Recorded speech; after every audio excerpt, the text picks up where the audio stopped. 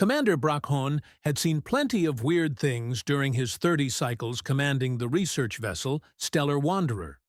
He'd witnessed gas clouds that sang lullabies, planets that grew upside down, and once, memorably, a space station populated entirely by sentient furniture with anger management issues. But this was testing even his considerable tolerance for the universe's more creative moments. The human sat cross-legged on the deck of Cargo Bay 3, surrounded by 6 small, crystalline-furred creatures that looked like someone had crossed a kitten with a disco ball and given the result anxiety issues. The Cubs, that's what the science team had dubbed them after their rescue from the dying world of Nexus 9, were pressed against the human's legs, purring in harmonious little chimes that would have been adorable if they weren't driving Brackhon's pack absolutely insane. "Jaime," Brackhon said, his voice carrying the particular tone of authority that had kept his crew in line through 3 wars and countless first contact scenarios. "Step away from the Cubs." The human, Jaime North, according to the identification chip they'd pulled from his battered smuggler's vest, looked up with those peculiar round eyes that humans insisted on having. "They haven't eaten in 18 hours, Commander. They're scared." "They are not scared," Brackhon replied, though even as he said it, he wasn't entirely convinced. The Cubs did look, well, if he was being honest, they looked like they were about to cry. Which was ridiculous, because preliminary scans indicated they were apex predators from a Class M world. Apex predators didn't cry. They certainly didn't cling to smugglers like lost children. "With respect, Commander," Jaime said, and somehow managed to make respect sound like the most sarcastic word in any language. "When's the last time you tried to feed a traumatized animal?" Brackhon's jaw tightened. The human had a point, a frustrating, inconvenient point that made Brackhon want to pace. The Cubs had been aboard the Wanderer for 3 days now, rescued from the smoldering remains of their homeworld just hours before the planet's core gave up and turned the whole place into an expensive light show. In those 3 days, the Cubs had refused every meal offered by the Kethmaran crew. Every single one. They'd tried everything. Fresh protein cubes, synthesized Nexus 9 vegetation, even live food that had cost more than Brackhon's monthly salary.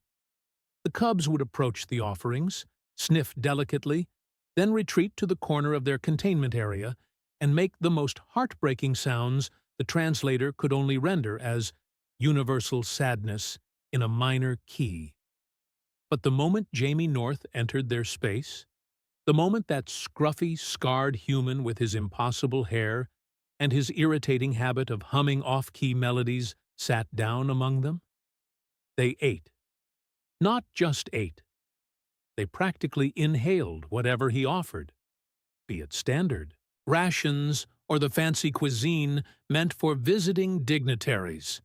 They ate with enthusiasm, with trust, with the kind of desperate gratitude that made even hardened space veterans uncomfortable.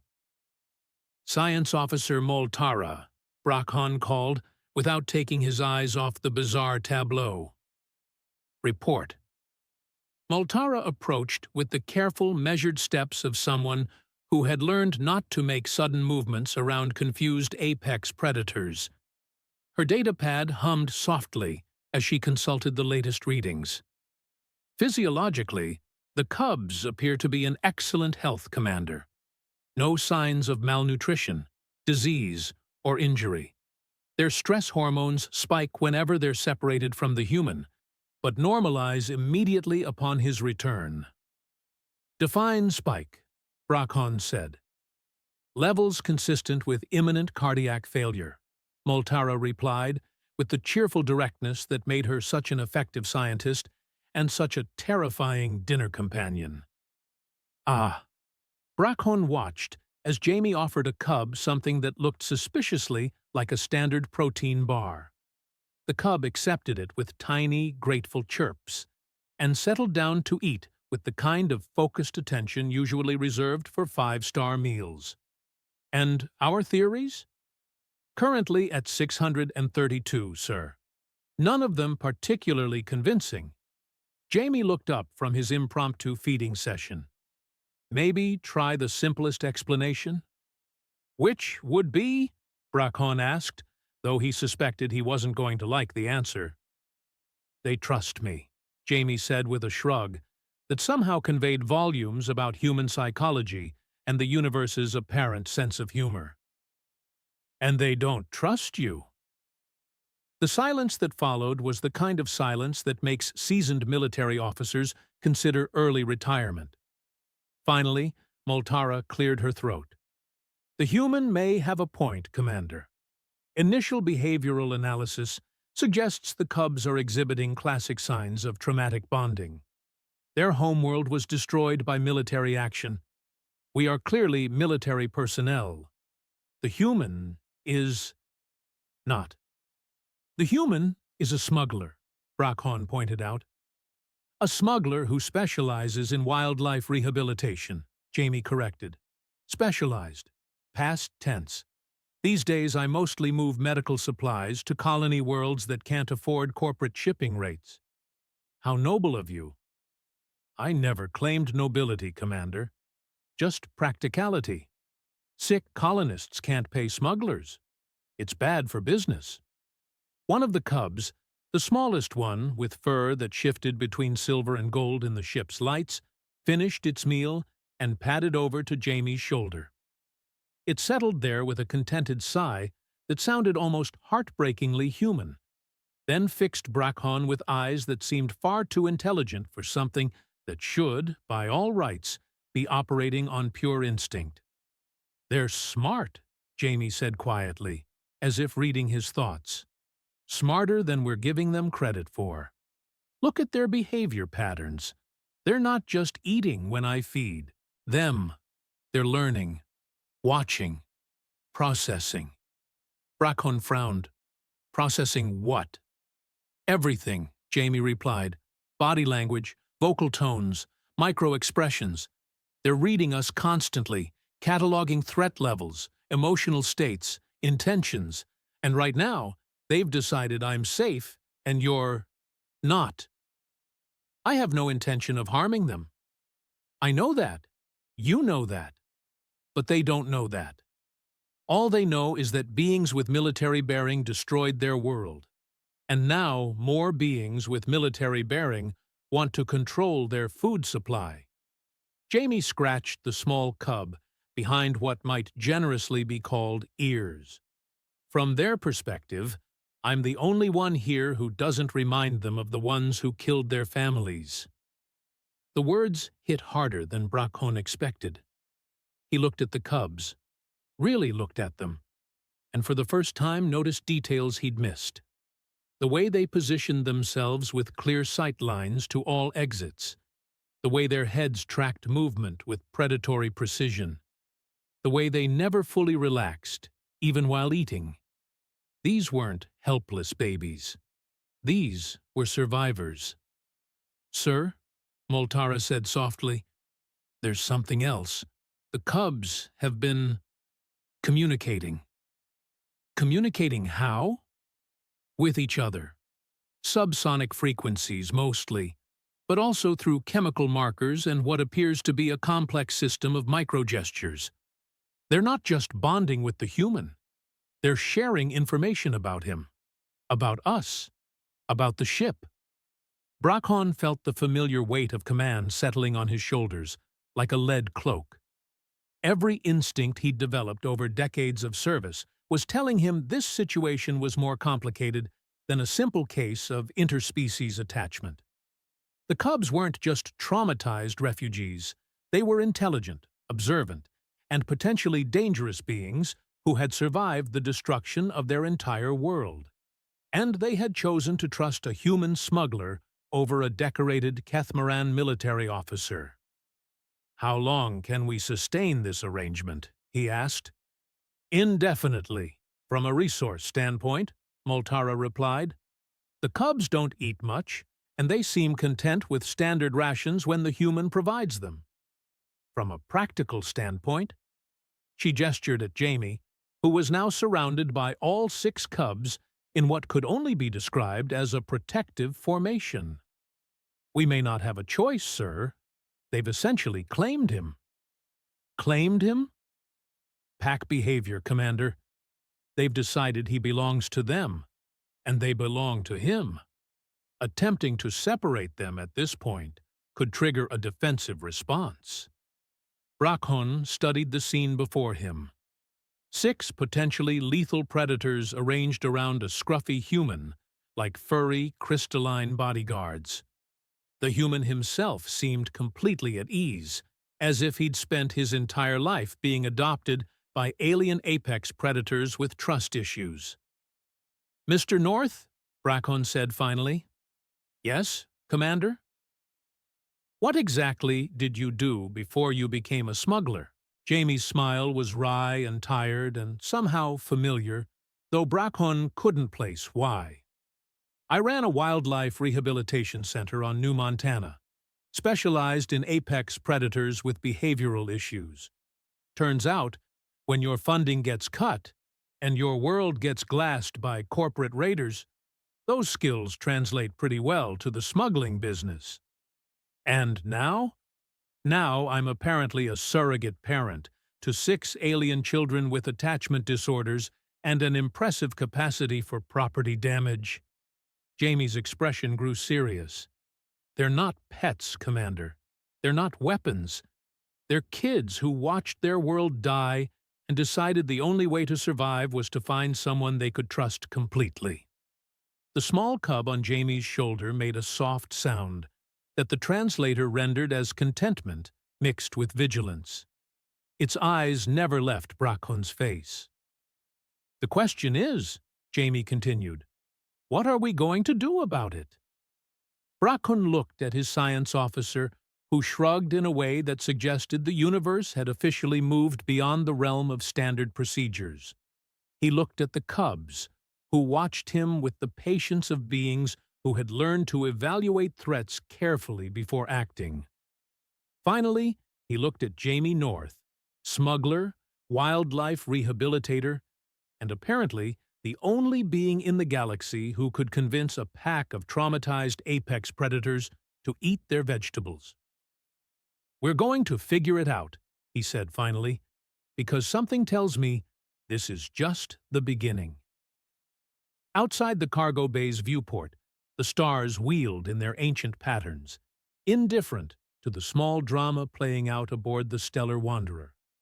But somewhere in the vast darkness between worlds, sensors were tracking their course, and beings with very different intentions were making plans of their own. The cubs sensed it first, of course. Their crystal fur began to shimmer with colors that had no names in any language, and their harmonious purring took on an edge that made the hair on the back of Jaime's neck stand up. Trouble was coming. And for the first time since their rescue, the cubs looked less like refugees and more like what they truly were: the last survivors of a world that had died fighting.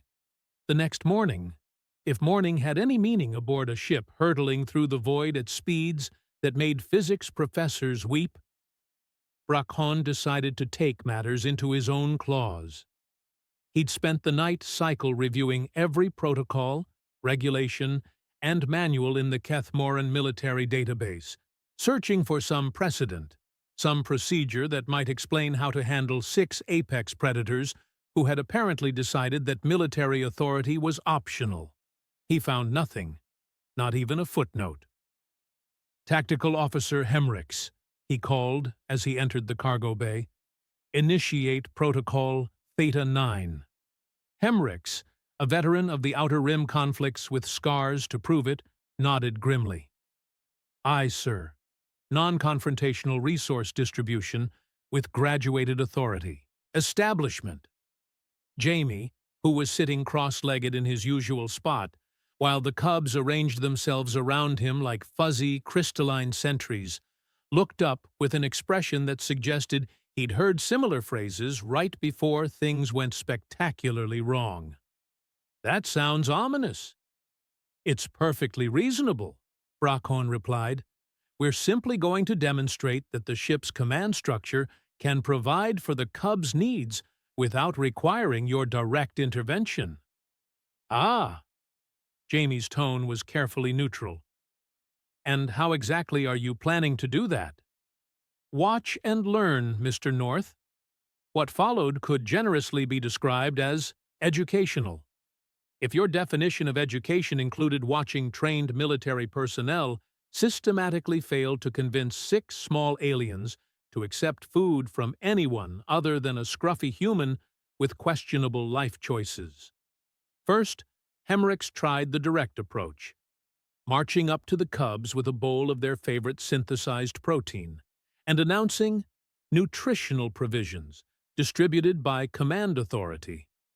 The Cubs looked at him, then at each other, then made a sound that the translator helpfully rendered as polite confusion mixed with second-hand embarrassment. Next came the environmental approach. Multara had theorized that perhaps the Cubs were responding to olfactory cues, so they attempted to mask the Kethmaran scent markers with neutralizing agents. This resulted in Cargo Bay 3 smelling like a chemical spill in a flower shop, and the Cubs retreating to the furthest corner where they huddled together, making noises that sounded suspiciously like alien laughter. "Maybe they're responding to vocal patterns," suggested Junior Science Officer Nokan, who was either very brave or very stupid. He proceeded to attempt feeding the Cubs while mimicking Jaime's voice patterns through the ship's vocal modulator. The result was a sound that could only be described as human speech, filtered through a dying accordion. And the Cubs' response was to look at Jaime as if to say, "Are you going to let him keep doing that to your language?" "Your turn," Brackhorn said to Multara, who had been taking notes with the focused intensity of someone watching a particularly fascinating disaster unfold. Multara approached with scientific precision, carrying a carefully calibrated meal and speaking in measured tones about nutritional requirements and optimal feeding schedules. The Cubs listened politely, then promptly fell asleep. All of them, simultaneously, while maintaining perfect defensive positioning. "They're mocking us," Hemricks muttered. "They're making a point," Jaime corrected. "You're all trying to solve the wrong problem." "Enlighten us," Brackhorn said through gritted teeth. Jaime stood slowly, careful not to disturb the Cubs, and walked to the center of the bay. "You keep treating this like a logistics problem. Food distribution, resource allocation, command structure. But that's not what this is about." "Then what is it about?" "Trust," Jaime said simply. "They don't trust you because you haven't given them a reason to. You've been trying to establish authority over them instead of building a relationship with them." "We are not running a therapy session, Mr. North. This is a military vessel." "And they are not military personnel," Jaime shot back. "They're traumatized children who watched their entire species get wiped out. They're not going to respond to orders and protocols. They're going to respond to genuine care and consistent behavior." One of the Cubs, the medium-sized one with fur that shifted between copper and bronze, opened one eye and fixed it on Brackhorn with an expression that seemed to say, "Finally, someone gets it." "So, what do you suggest?" Multara asked, her scientific curiosity overriding military hierarchy. Jaime was quiet for a moment, studying the Cubs with the kind of focused attention that comes from years of reading animal behavior. "They're not just bonding with me," he said finally. "They're studying me, learning my patterns, my responses, my emotional states. They're building a psychological profile." "To what end?" "Survival." Jaime's voice was grim. "Think about it. Their world was destroyed by what, exactly? Brackon consulted his datapad. Preliminary reports suggest orbital bombardment by an unknown faction. Complete atmospheric ignition within 6 hours of initial contact. Unknown faction with military capabilities and the willingness to commit genocide, Jaime translated. From the Cubs' perspective, militarized beings are an existential threat. So they're doing what any intelligent species would do. They're learning to read potential threats and allies with perfect accuracy. You're saying they can sense our intentions? I'm saying they're getting very good at it. Watch. Jaime moved to where Hemrick stood holding the rejected protein bowl. Hand me that. Hemricks passed over the bowl with obvious reluctance. Jaime took it, approached the Cubs, and offered it exactly as Hemricks had done moments before. The Cubs immediately perked up and began eating with obvious enthusiasm. Same food, same delivery method, Moltara observed. Different result. Same everything except the emotional context, Jaime corrected. Hemricks was offering food as part of a military exercise. I'm offering food because I want them to eat. That's ridiculous, Brackon said, but even as he spoke, he wasn't entirely convinced. The Cubs had finished their meal and were now grooming each other with obvious contentment, behavior they'd never exhibited after the crew's feeding attempts. Is it? Jaime asked. You've all been approaching them like they're sophisticated animals. But what if they're not animals at all? What if they're people? The silence that followed was profound enough to have its own gravitational field. Finally, Moltara spoke. The preliminary scans indicated pre-sentient intelligence levels. Preliminary? Scans can be wrong, Jaime replied, especially when you're dealing with a species under extreme trauma. They might be suppressing their true capabilities as a survival mechanism. Or, Hemrick said slowly, they might be evaluating us. As if summoned by the conversation, the largest of the Cubs, the one with fur that shifted through the entire spectrum like a living aurora, rose and padded over to Brackon. It sat precisely 1 meter away, close enough to demonstrate intent, far enough to maintain escape routes, and fixed him with eyes that seemed far too old for its apparent age. Then it spoke. Not in the harmonic chimes they'd grown accustomed to, but in perfectly clear, slightly accented Kethmaran. Commander Brackon, we need to talk. The bowl Moltara had been holding clattered to the deck. Hemricks made a sound that might have been a curse in 3 different languages. Brackon felt his world tilt sideways and reorganize itself around a single, inescapable fact. They had not rescued 6 traumatized animals from a dying world. They had rescued 6 traumatized people who had been pretending to be animals for 3 days while studying their potential captors with the focused intensity of professional intelligence operatives. How long? Brackon managed. Since the moment your people found us, the Cub replied. We needed to determine your intentions before revealing our true nature. The beings who destroyed our world also began with rescue operations. And your conclusion? The Cub tilted its head in a gesture that was unmistakably thoughtful. You are not them, but you are still military, still bound by protocols and hierarchies that prioritize objectives over individuals. This makes you complicated. Jaime stepped forward. And me?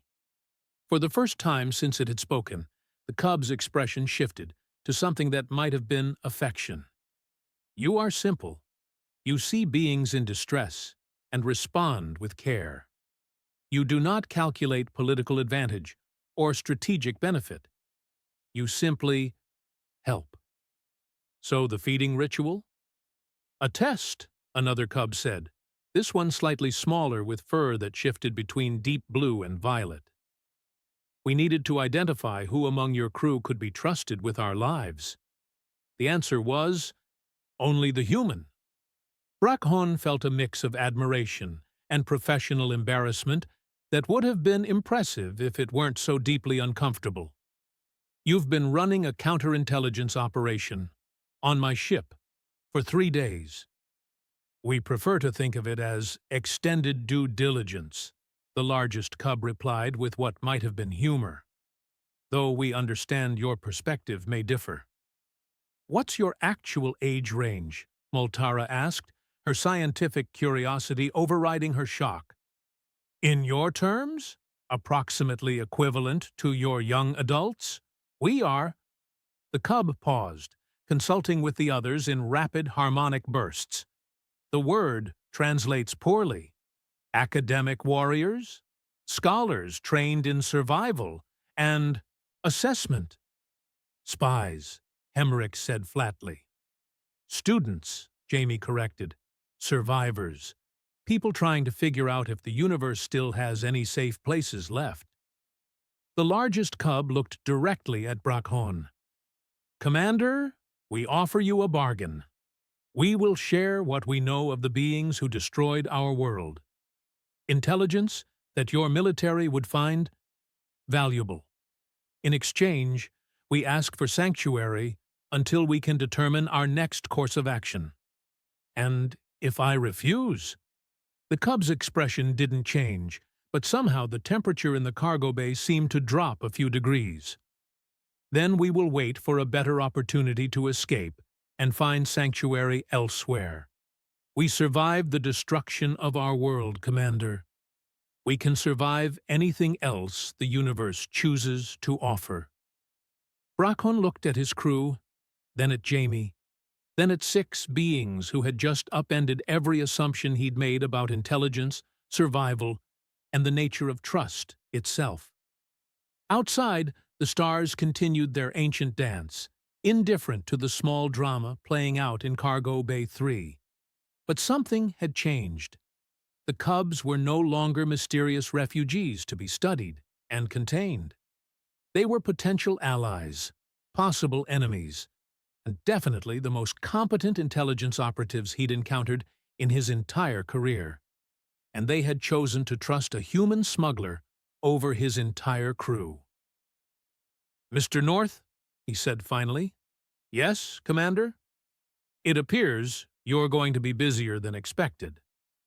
The emergency klaxons started wailing 3 hours after the cubs revealed their true nature, which was either terrible timing or absolutely perfect timing, depending on your perspective.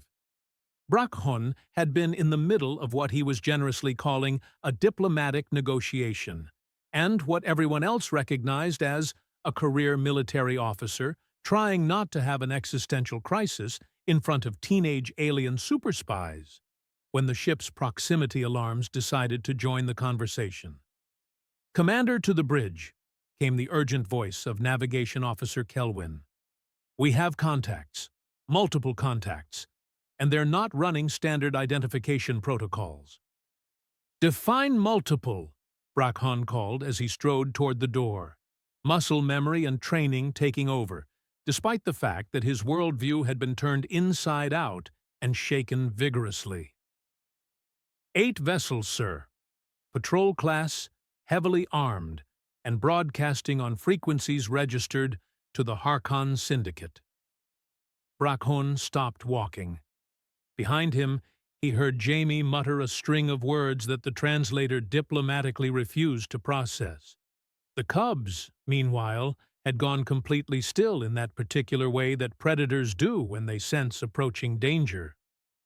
The Harkon Syndicate, said the largest cub, who had introduced himself as something that translated roughly to keen edge of thoughtful analysis, but preferred to be called Edge, destroyed our world.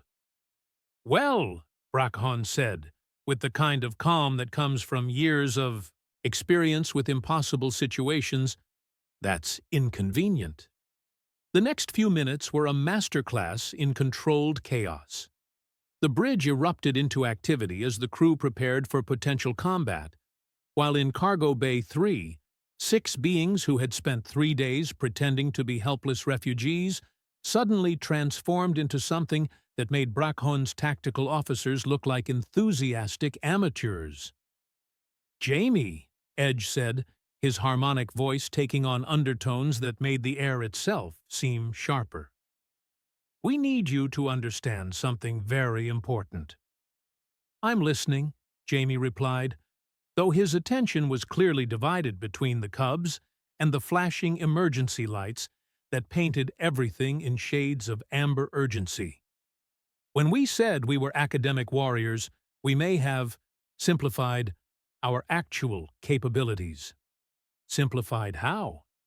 The smallest cub, who went by Swift Current Through Stone, or Current for short, padded over to the cargo bay's wall panel and placed a small furred paw against the access port.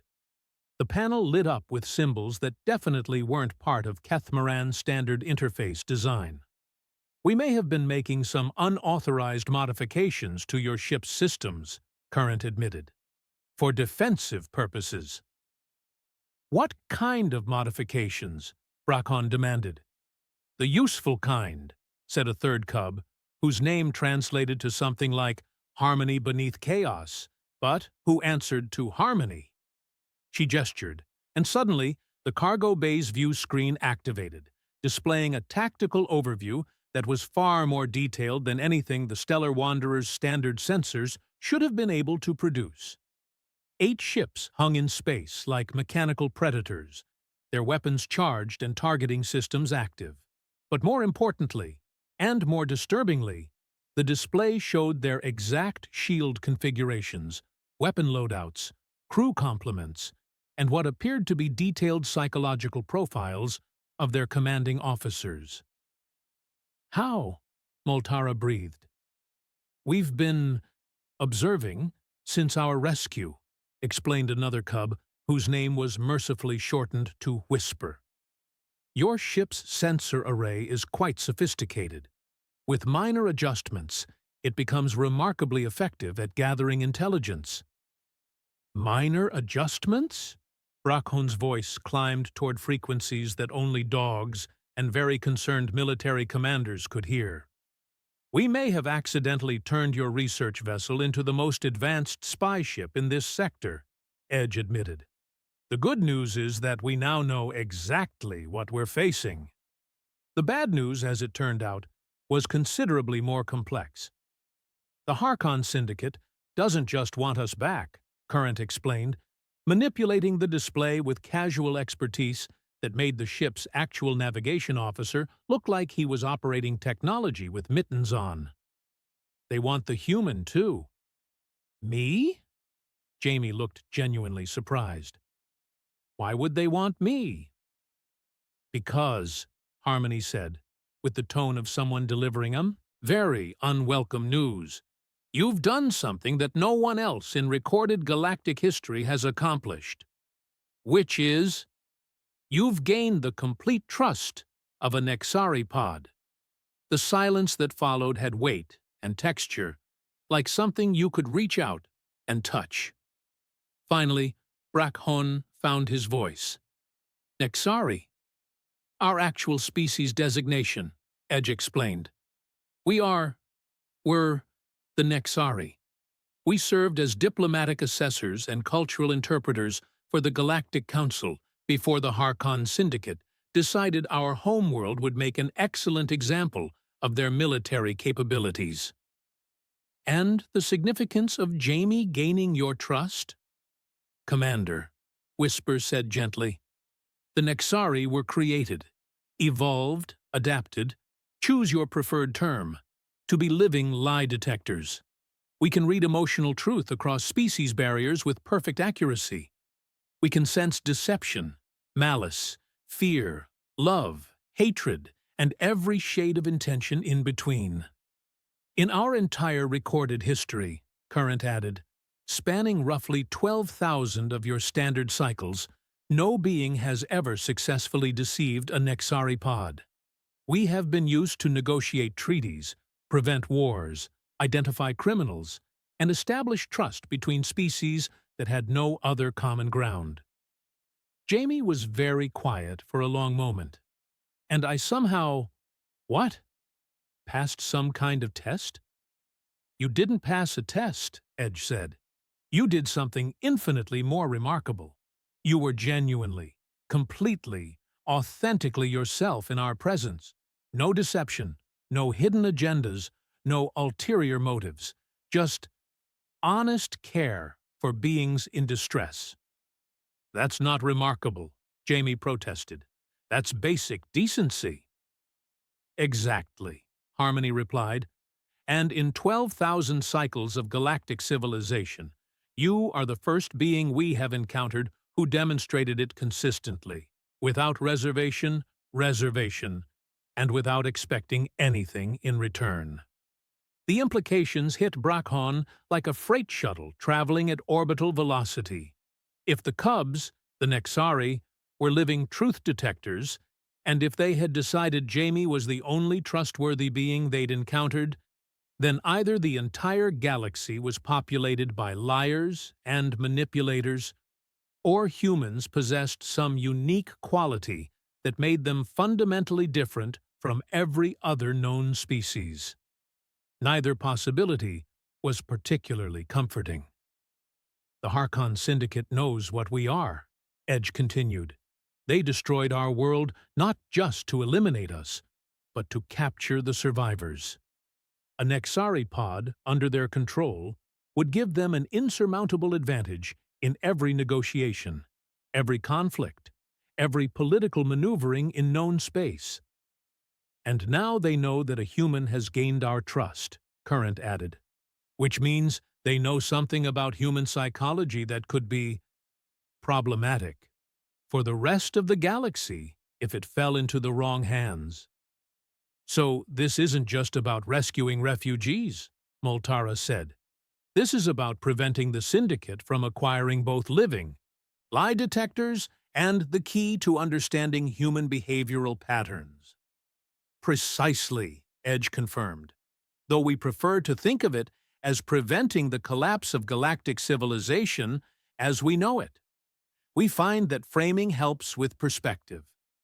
The tactical display updated, showing the Syndicate ships adjusting their formation into a classic encirclement pattern.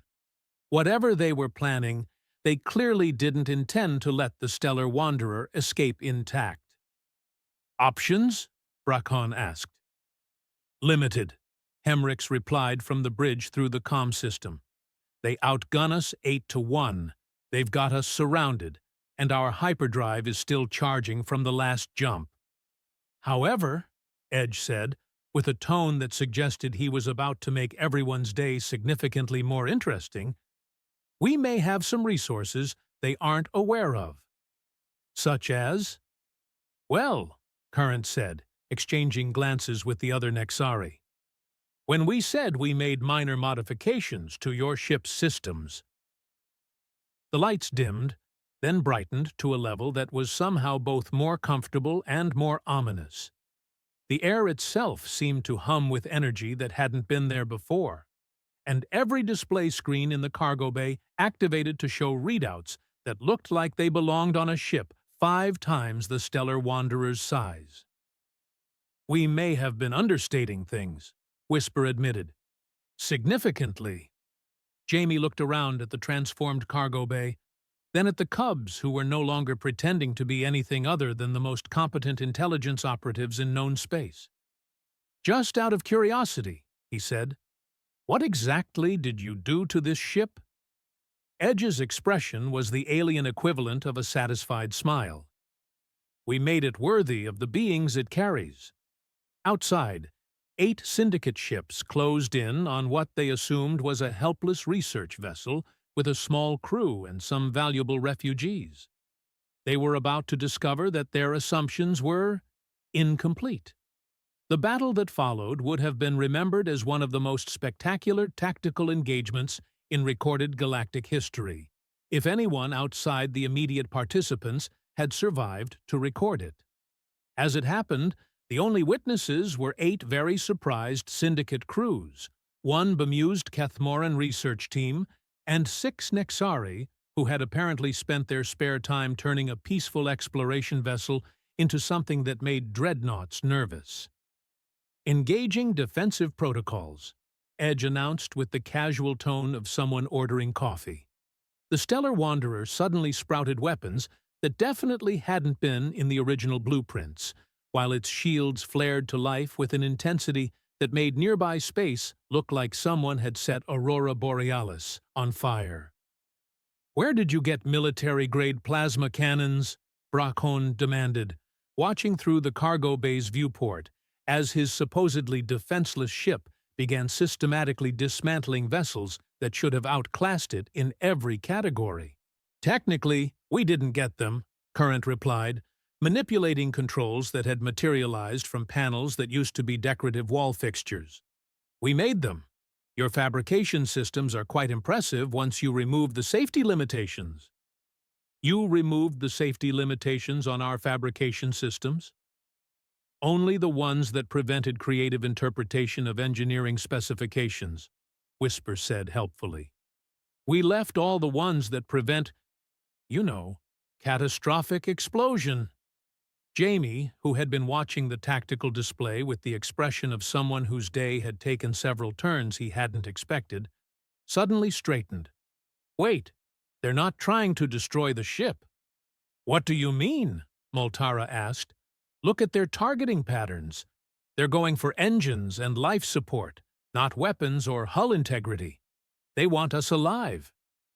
"Which means," Edge said grimly, "they want us functional. All of us." The largest syndicate vessel, a predatory thing that looked like someone had crossed a battleship with a nightmare, suddenly accelerated toward the Stellar Wanderer with the clear intention of ramming. But instead of impact, it deployed boarding clamps and began cutting through the hull with surgical precision. "They're boarding," Hemricks announced unnecessarily, since the sound of hull breach alarms was making that fact abundantly clear. "Excellent," Edge said with satisfaction. "This simplifies things considerably." "How does being boarded simplify anything?" Bracon asked. "Because now they're inside our ship," Harmony explained, "where we have advantages." What followed was less a battle and more a carefully orchestrated demonstration of why you should never corner intelligent beings who have had 3 days to prepare their environment. The syndicate boarding parties found themselves facing not just armed resistance, but corridors that reconfigured themselves in real time, gravity that shifted without warning, and air that occasionally became mildly psychoactive in ways that made their weapons feel too heavy to lift. "Are you gassing them?" Jaime asked, watching through internal security feeds as syndicate troops stumbled through passages that seemed to lead everywhere except where they intended to go. "Nothing harmful," Current assured him. "Just some atmospheric adjustments that encourage relaxation and poor decision-making. It's amazing what you can accomplish with minor modifications to life support systems." "You modified our life support systems too." "We modified everything," Edge said cheerfully. "Your ship is now considerably more sophisticated than its original designers intended. Consider it a thank-you gift." The boarding action concluded when the syndicate forces found themselves somehow corralled into the ship's main cargo hold, where they discovered that the floor had become uncomfortably warm, and the air smelled strongly of flowers that made them want to take a nice, long nap. Within 20 minutes, the most feared raiders in this sector were sitting in neat rows, looking confused and asking if anyone had brought snacks. "Impressive," Bracon admitted. "But this still leaves us with the problem of what to do next." "Actually," Jaime said slowly, "I think it solves our problem entirely." "How?" Jaime gestured to the tactical display, where the remaining syndicate ships were maintaining distance, while trying to figure out why their boarding action had resulted in their crews requesting meditation music and expressing sudden interest in sustainable agriculture. They came here expecting to capture helpless refugees and a cargo ship. Instead, They found something that neutralized their forces without firing a shot. Your point? My point is that we just demonstrated something the galaxy has never seen before. A perfect fusion of human intuition, Nexari intelligence, and Kethmaran technology. We didn't just defend ourselves, we won without actually hurting anyone. Edge tilted his head thoughtfully. The human raises an interesting perspective. The syndicate operates on the assumption that superior force guarantees victory. But superior force is irrelevant when your opponents can predict your actions, modify your environment, and neutralize your advantages without engaging in direct conflict. You're talking about changing the fundamental nature of warfare, Moltara said. We're talking about making warfare obsolete, Current corrected. Why fight when you can simply make fighting inconvenient? Brakhon stared at the display, where syndicate ships were beginning to withdraw with the kind of confused haste that suggested their command structure was having difficulty processing what had just happened. And you developed this capability in 3 days? We had excellent inspiration, Harmony said, looking directly at Jaime. Watching someone consistently choose care over control, trust over suspicion, and cooperation over dominance, it suggested new approaches to old problems. I didn't do anything special, Jaime protested. Exactly, Edge replied. You didn't try to be special. You simply responded to each situation with genuine concern for the well-being of others. No hidden agendas, no political calculations, no strategic considerations, just authentic care. And that's apparently so rare that it's revolutionary? Jaime asked. In 12,000 cycles of galactic civilization, Whisper said gently, yes. The silence that followed was broken by a communication from the lead syndicate vessel. The screen flickered to life, revealing a being whose species Brakhon didn't recognize, but whose expression of baffled frustration was universal.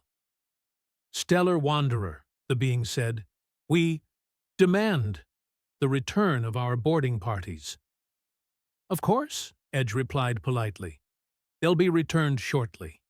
Though you should know they've expressed interest in starting a support group for reformed raiders. Apparently, the experience was quite therapeutic. The syndicate commander's expression shifted through several emotions that the translator couldn't identify. What did you do to them? We gave them time to think, Jaime said simply.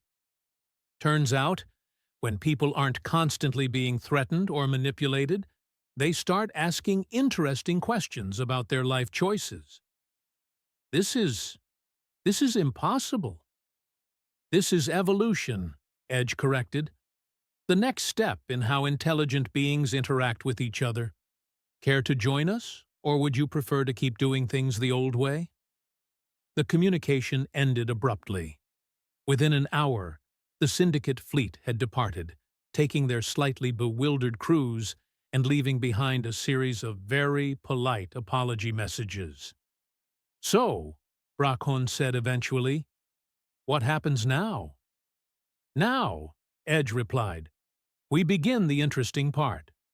We have a ship that can defend itself without violence, a crew that represents 3 different approaches to problem solving, and a human who has demonstrated that trust is possible between any beings willing to be genuinely honest with each other. And we have a galaxy full of conflicts that could be resolved by beings who understand that the greatest strength isn't the ability to destroy, but the wisdom to know when destruction is unnecessary. Jaime looked around the cargo bay, at the Nexari who had chosen to trust him, at the Kethmaran crew who had learned to trust them, and at the ship that had somehow become more than the sum of its parts. You're talking about starting a movement. We're talking about finishing one, Current corrected. The movement toward a civilization based on understanding rather than dominance. You started it the moment you chose to feed 6 scared refugees without asking what you'd get in return. That wasn't a choice, Jaime said. That was just what you do. Exactly, Edge replied with satisfaction. And once enough beings understand that, the galaxy becomes a very different place. Outside the viewport, the stars continued their ancient dance, but somehow they seemed brighter now, full of possibilities that hadn't existed before 6 small beings decided to trust a human smuggler with questionable hair and an apparently revolutionary approach to basic decency. The cubs, the Nexari, had stopped pretending to be anything other than who they were. The pack had learned that strength came in forms they'd never considered. And somewhere in the space between worlds, a new kind of family was learning that trust, once freely given and honestly earned, could change everything, even the universe's sense of humor. 6 months later, the Stellar Wanderer had become something that made diplomatic corps nervous, and military strategists wake up in cold sweats.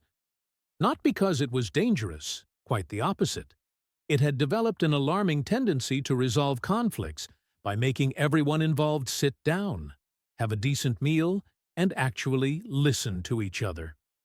The ship's reputation had spread through unofficial channels.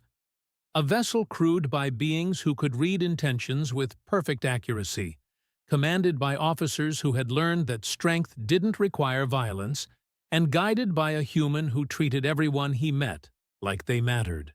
Word was, if you brought your problems to the Wanderer, you left with solutions you never knew existed. Jaime had tried to protest that he was still just a smuggler with questionable life choices, but the Nexari had pointed out that job descriptions were less important than character, and his character had accidentally started a revolution in how intelligent beings treated each other. Revolution seems like a strong word, he'd said. What would you call it when basic decency becomes so rare that demonstrating it changes the course of galactic civilization? Edge had replied. The cubs still insisted on Jaime feeding them, though now it was clearly ceremonial, a daily reminder that trust, once earned, was worth maintaining. The pack had learned to read Nexari emotional cues, while the Nexari had mastered Kethmaran tactical thinking. Together, they'd created something entirely new, a crew that could solve problems by understanding them rather than overpowering them. The galaxy was slowly learning that there were alternatives to the old ways of doing things, that conflicts could end with understanding rather than victory, that the strongest ships were those crewed by beings who genuinely cared about each other's well-being. And it had all started because a scruffy human had looked at 6 scared refugees and decided they deserved to eat. Sometimes the universe's sense of humor was actually pretty good.